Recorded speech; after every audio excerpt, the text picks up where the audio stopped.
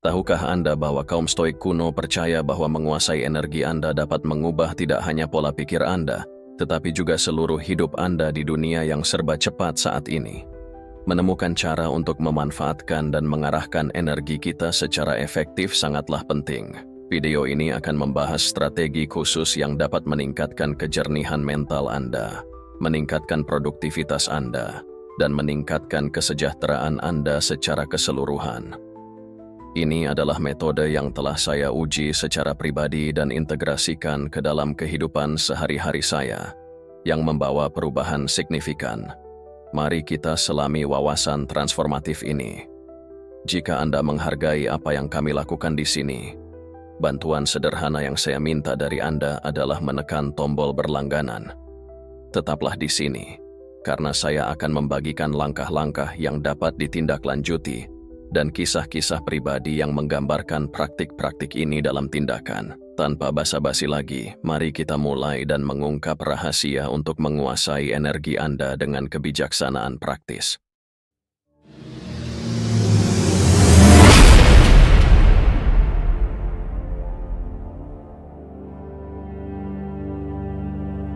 Pertama, menguasai energi Anda dengan pembelajaran selektif.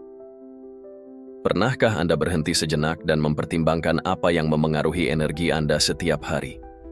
Pikirkanlah buku-buku yang Anda baca, musik yang Anda dengarkan, bahkan percakapan yang Anda lakukan.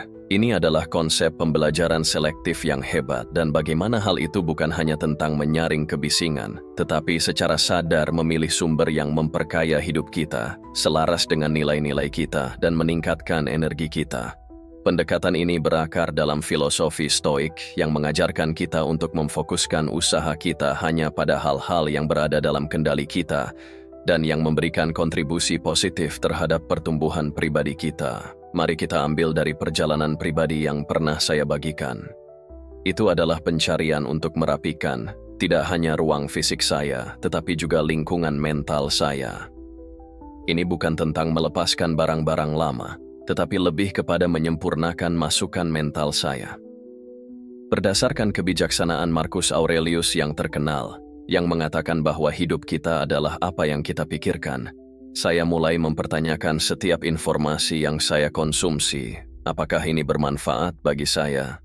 Apakah ini sejalan dengan tujuan saya? Apakah ini membuat saya menjadi pribadi yang lebih baik? Proses ini bukan tentang menjadi elitis atau meremehkan jenis pengetahuan tertentu, melainkan tentang memastikan ada keselarasan yang kuat antara apa yang kita konsumsi dan arah hidup kita. Saya pernah membuat keputusan besar untuk beralih dari mendengarkan podcast yang sedang tren ke memilih podcast yang secara khusus mendukung pertumbuhan saya. Podcast ini bukan hanya pengisi keheningan selama perjalanan jauh, tetapi mengubah perjalanan saya menjadi momen pembelajaran dan refleksi yang mendalam. Kedua, mengelilingi diri dengan orang-orang yang positif. Lalu bagaimana dengan teman-teman yang selalu menempatkan orang-orang yang tabah? Ada penekanan besar pada mengelilingi diri kita dengan orang-orang yang mewujudkan sifat-sifat tersebut. Kami bercita-cita untuk berkembang dengan mengikuti saran ini. Saya mulai membangun hubungan dengan mentor dan rekan yang hidupnya mencerminkan komitmen mereka terhadap kehidupan yang etis dan pencapaian yang bertujuan. Orang-orang ini belum tentu yang paling vokal atau dikenal publik, tetapi mereka adalah praktisi sejati dari nilai-nilai mereka. Menjadi selektif juga memperluas untuk bersikap kritis terhadap informasi yang kita konsumsi, terutama di era yang dibanjiri data. Saya telah mengadopsi praktik meneliti setiap sumber untuk kredibilitasnya, integritasnya, dan keselarasan dengan kebajikan Stoik, seperti kebijaksanaan, keadilan, kesederhanaan, dan keberanian. Lensa kritis ini membantu dalam membuat keputusan yang tepat, tidak terpengaruh oleh hal-hal yang sementara, tetapi berlandaskan pada prinsip-prinsip yang abadi. Saya mendorong Anda untuk memeriksa masukan Anda sendiri, ide-ide yang Anda serap, suara-suara yang Anda dengarkan, dan filosofi-filosofi yang Anda biarkan membentuk pikiran Anda. Apakah mereka berkontribusi pada kehidupan yang berbudi luhur? Apakah mereka meningkatkan energi Anda? Ingatlah, setiap informasi yang Anda konsumsi secara halus membentuk karakter dan takdir Anda. Ketiga, panduan stoik untuk bertahan dalam maraton kehidupan. Dalam perjalanan hidup seperti dalam maraton, jalannya tidak selalu lurus atau bebas hambatan. Pandangan stoik tentang hal ini sangat mendalam. Mereka mengajarkan kita bahwa inti kehidupan adalah tentang ketahanan. Ini bukan hanya tentang kapasitas untuk menahan kesulitan, tetapi tentang menerimanya sebagai komponen yang diperlukan untuk mencapai sesuatu yang berharga. Stoikisme tidak menjanjikan jalan yang mudah. Sebaliknya, ia menawarkan sebuah kerangka kerja untuk menjaga kedamaian batin dan ketahanan dalam menghadapi pasang surut kehidupan yang tak terelakkan. Pertimbangkan metafora maraton. Dalam maraton yang sesungguhnya, pelari tidak berlari cepat sepanjang jalan. Mereka mengatur kecepatan mereka sendiri, mengatur energi mereka dengan bijak, dan yang terpenting, mereka terus bergerak maju mil demi mil. Hal yang sama juga terjadi dalam kehidupan. Ketabahan mengajarkan kita pentingnya mengatur kecepatan diri kita, mengelola energi pribadi kita, dan bertahan dalam kesulitan. Bukan kecepatan kita bergerak yang terpenting, tetapi kegigihan kita, komitmen kita untuk terus maju. Tidak peduli seberapa cepat kita melangkah. Mari kita dekatkan hal ini dengan contoh praktis. Pikirkan tentang proyek jangka panjang apapun yang pernah Anda lakukan. Mungkin itu adalah meraih gelar, menaiki jenjang karier, atau membangun hubungan. Ini bukan sprint, ini adalah maraton. Ada saat-saat kelelahan, keraguan, dan ingin menyerah. Tapi disinilah ketahanan stoik bersinar. Ini tentang mengenali bahwa tantangan-tantangan ini adalah bagian dari perjalanan. Mereka bukanlah hambatan, tetapi tanda-tanda bahwa Anda berada di jalur pertumbuhan. Seperti Seneca akan berkata, bahwa bukan tidak adanya tantangan yang membuat kita sukses, tetapi respon kita terhadap hal tersebut. Perspektif ini mengubah cara pandang kita terhadap kehidupan pribadi dan profesional kita. Bukannya mengharapkan perjalanan yang mulus, kita mempersiapkan diri untuk medan yang bervariasi. Kita belajar menghemat energi kita untuk jangka panjang, menggunakan sumber daya kita dengan bijak, dan tetap teguh dalam komitmen kita. Keempat, menumbuhkan integritas dan kepemimpinan. Integritas dan kepemimpinan bukan hanya cita-cita luhur. Mereka adalah kebajikan praktis yang dapat membimbing kita dalam tindakan dan keputusan kita sehari-hari. Seperti kompas yang mengarahkan kapal melalui stoisisme di lautan badai, pada intinya mengajarkan kita bahwa kebajikan-kebajikan ini penting untuk menjalani hidup yang bertujuan dan bermakna. Ini bukan tentang menegaskan dominasi atau superioritas moral, tetapi tentang secara konsisten menyelaraskan tindakan kita dengan nilai-nilai kita. Kepemimpinan juga sering disalahpahami. Ini bukan tentang judul atau posisi, tetapi tentang pengaruh dan kemampuan untuk membimbing orang lain menuju masa depan yang lebih baik. Dalam arti stoik, kepemimpinan adalah tentang memberi contoh. Ini tentang mewujudkan kebajikan yang ingin Anda lihat pada orang lain, seperti keberanian, keadilan, moderasi, dan kebijaksanaan. Dengan merangkul kebajikan yang tabah ini, kita menemukan bahwa kepemimpinan dan integritas saling terkait erat. Anda memimpin secara efektif dengan menjalani hidup dengan jujur. Anda menginspirasi kepercayaan dengan menjadi orang yang dapat dipercaya. Keselarasan antara pikiran, perkataan, dan perbuatan, inilah yang membangun hubungan yang langgeng dan akhirnya kehidupan yang memuaskan. Kelima, menghadapi keraguan dengan perencanaan yang strategis dan tabah. Keraguan bisa menjadi seperti bayangan di sudut-sudut pikiran kita yang merayap masuk ketika keputusan perlu dibuat atau ketika tantangan tampak tidak dapat diatasi. Ketabahan dengan pendekatan yang pragmatis dan membumi menawarkan alat yang ampuh untuk menghilangkan keraguan ini. Perencanaan yang cermat adalah praktik stoik yang bukan tentang memprediksi masa depan, tetapi mempersiapkannya dengan cara yang sejalan dengan kebajikan dan prinsip batin kita, memastikan bahwa kita tidak terpengaruh oleh emosi sesaat atau tekanan eksternal. Bayangkan Anda dihadapkan dengan keputusan hidup yang penting, mungkin perubahan karier atau pindah ke kota baru. Saat-saat ini sering kali membawa gelombang keraguan. Bagaimana jika hal-hal tidak berjalan baik?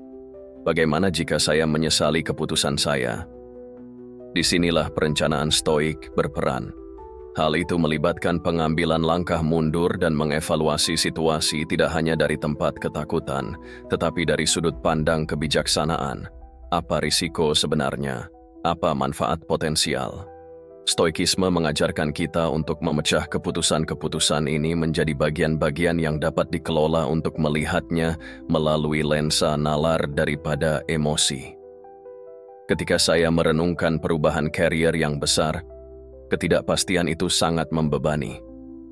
Alih-alih menyerah pada keraguan, saya beralih ke perencanaan yang tabah. Saya mencantumkan semua kemungkinan hasil baik dan buruk, dan kemudian saya merencanakan untuk setiap skenario. Pendekatan metodis ini membantu mengubah ketakutan abstrak saya menjadi langkah-langkah konkret yang bisa saya kelola. Ini bukan hanya tentang mengurangi risiko, tetapi juga tentang memperkuat tekad saya dengan mempersiapkan semua tantangan yang mungkin terjadi. Selain perencanaan yang tabah, melibatkan penetapan tujuan yang realistis dan penciptaan peta jalan langkah demi langkah untuk mencapainya. Keenam, mengembangkan ketahanan melalui kegigihan stoik. Kegigihan adalah kebajikan inti dalam stoikisme, dan itu adalah sesuatu yang benar-benar hidup ketika kita diuji oleh cobaan dan kesengsaraan dalam kehidupan sehari-hari. Kegigihan stoik bukan tentang keras kepala yang membabi buta atau hanya menggertakkan gigi dan menanggungnya. Ini tentang mempertahankan arah Anda meskipun ada tantangan, mengetahui mengapa Anda bertahan dan memahami tujuan yang lebih besar di balik tindakan Anda. Ketika Anda tekun dalam mengerjakan suatu tugas, Anda tidak hanya menyelesaikan apa yang Anda mulai, tetapi juga mewujudkan keutamaan disiplin, ketahanan, dan keberanian. Ini bukan hanya sekedar kualitas abstrak, tetapi alat praktis yang memandu tindakan Anda. Misalnya, disiplin membantu Anda menetapkan dan mematuhi suatu tujuan, jadwal menulis harian, ketahanan memungkinkan Anda bangkit kembali dari kemunduran, dan keberanian memungkinkan Anda berbagi tulisan Anda dengan dunia meskipun takut dihakimi. Lebih jauh lagi, kegigihan yang tabah mengajarkan kita untuk fokus pada proses daripada hasil. Pergeseran fokus ini sangat kuat. Pikirkan tentang pelatihan untuk maraton. Jika Anda hanya terpaku pada garis finish, latihan bisa menjadi tugas yang menakutkan dan sangat berat. Tetapi jika Anda fokus pada setiap langkah yang Anda ambil, dan menemukan kegembiraan dalam peningkatan daya tahan dan keterampilan Anda, prosesnya menjadi lebih memuaskan. Tujuan tetap penting, tetapi ini adalah kegigihan sehari-hari yang akan membawa Anda ke sana, dan itu menjadi bermanfaat dalam dirinya sendiri. Ketujuh, menghadapi perjuangan pribadi dengan ketabahan. Pendekatan ini dapat diterapkan untuk mengatasi perjuangan pribadi juga. Apakah Anda berurusan dengan pekerjaan yang sulit, hubungan yang menantang, atau masalah kesehatan pribadi? Cara stoik bukanlah hanya bertahan, tetapi terlibat secara aktif dengan situasi tersebut. Kebijaksanaan dan kebajikan ini tentang bertanya pada diri sendiri. Apa yang dapat diajarkan situasi ini kepada saya? Bagaimana saya dapat tumbuh dari ini? Pola pikir ini mengubah rintangan menjadi peluang, mengubah cobaan yang kita hadapi menjadi kesempatan untuk memperkuat karakter kita. Menghadapi ketabahan bukanlah perjalanan yang menyendiri. Meskipun filosofi mengajarkan kemandirian, ia juga menghargai komunitas dan dukungan. Berbagi perjuangan, mencari nasihat, dan belajar dari orang lain adalah bagian dari jalan yang tabah. Dengan melakukan hal itu, Anda tidak hanya memperkuat ketahanan Anda sendiri, tetapi juga berkontribusi pada ketahanan orang lain. Kedelapan, meningkatkan kepemimpinan diri dengan refleksi stoik. Merefleksikan tindakan dan keputusan sendiri melalui sudut pandang prinsip stoik menawarkan perspektif transformatif tentang integritas dan kepemimpinan diri. Bentuk refleksi ini bukan hanya hobi yang menganggur, ini adalah praktik aktif yang bertujuan yang membentuk cara kita. Stoisisme mengajarkan kita bahwa integritas bukan hanya tentang bersikap jujur atau bermoral lurus, tetapi tentang konsistensi antara apa yang kita yakini, katakan, dan lakukan. Ini tentang menyelaraskan kebajikan batin kita dengan tindakan lahiriah kita. Bayangkan Anda menghadapi situasi yang tidak menyenangkan. Hari dengan tekanan dan godaan yang biasa untuk mengambil jalan pintas atau membuat kompromi. Refleksi stoik menjadi alat penting yang memungkinkan Anda berhenti sejenak dan bertanya pada diri sendiri. Apakah saya bertindak sesuai dengan prinsip saya? Apakah saya memperlakukan orang lain sebagaimana saya ingin diperlakukan? Ini bukan tentang menghakimi diri sendiri dengan keras atau bertujuan untuk kesempurnaan, tetapi tentang berjuang untuk keselarasan pribadi. Ketika Anda merenungkan hari Anda melalui lensa yang tabah, Anda fokus pada area di mana Anda mampu mempertahankan integritas Anda dan juga pada saat-saat di mana Anda mungkin goyah. Ini bukan untuk berdiam pada kesalahan, tetapi untuk memahaminya dan belajar bagaimana meningkatkan kepemimpinan diri. Aspek kunci lain dari filosofi Stoik melibatkan memimpin diri sendiri dengan dedikasi dan disiplin, sebanyak yang akan dilakukan seseorang untuk memimpin orang lain. Ini tentang pengaturan diri dan motivasi diri. Terakhir, merangkul perjalanan jangka panjang. Saat kita mengakhiri diskusi kita hari ini, penting untuk diingat bahwa merangkul perjalanan jangka panjang kehidupan adalah fundamental untuk mempraktikannya. Stoicisme bukan tentang perbaikan cepat atau kepuasan instan, melainkan tentang melihat setiap pengalaman, tantangan, dan keputusan sebagai bagian dari narasi yang lebih luas yang membentuk siapa kita dan siapa kita nantinya. Perspektif ini membantu kita melihat melampaui keinginan atau ketidaknyamanan kita yang mendesak dan sebaliknya berfokus pada prinsip-prinsip yang bertahan lama dan pemenuhan yang bertahan lama. Stoicisme mengajarkan kita nilai kesabaran dan pentingnya memandang hidup sebagai sebuah kontinum, bukan serangkaian kejadian yang terputus-putus. Ketika kita mengadopsi filosofi pandangan jangka panjang ini, kerepotan dan rintangan kita sehari-hari mulai tampak tidak terlalu menakutkan. Kita tidak lagi hanya bereaksi terhadap kehidupan sebagaimana adanya. Kita secara aktif menenun permadani kaya yang mewakili filosofi hidup kita. Setiap helai, baik itu tantangan yang diatasi atau pelajaran yang dipelajari, menambah kedalaman dan warna pada gambaran keseluruhan. Pertimbangkan bagaimana pendekatan ini mengubah pemahaman kita tentang kesuksesan dan kegagalan. Dalam pandangan Stoik, yang penting bukan hanya hasilnya, tetapi prosesnya. Cara kita mengejar tujuan dan menangani kemunduran. Dengan berfokus pada jangka panjang, kita belajar untuk tidak terlalu gembira dengan kesuksesan atau terlalu putus asa dengan kegagalan. Sebaliknya, kita belajar untuk menghargai setiap langkah perjalanan kita sebagai kesempatan untuk mempraktikkan kebajikan, untuk tumbuh, dan memperbaiki karakter kita. Terima kasih telah bergabung dengan saya hari ini dalam mengeksplorasi prinsip-prinsip Stoik ini. Ingatlah, perjalanan itu panjang, tetapi setiap langkah adalah kesempatan untuk memperkuat siapa kita dan apa yang kita perjuangkan. Mari kita terus membangun pembelajaran dan tumbuh bersama. Jika Anda menemukan diskusi ini memperkaya, pertimbangkan untuk menonton salah satu video yang disarankan di layar Anda untuk mempelajari lebih dalam aplikasi praktis Stoicisme dalam kehidupan sehari-hari. Saya bersyukur Anda di sini berkontribusi pada Daily Stoic. Sampai lain kali, teruslah merangkul kebijaksanaan.